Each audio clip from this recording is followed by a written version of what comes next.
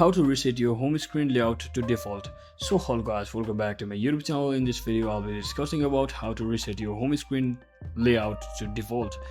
So if you're also overwhelmed by your home screen and you want to change it to its default version, you can just head over to your device's settings and simply scroll all the way down until you see the option that is apps.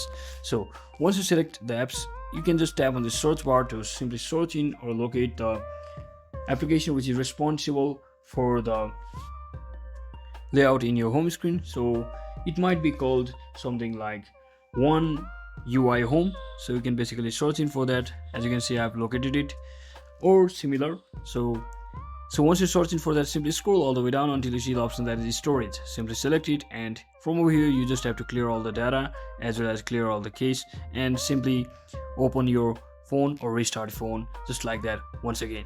So that is exactly how we do it, guys. Thanks for watching. Don't forget to like and subscribe. See you on the next one.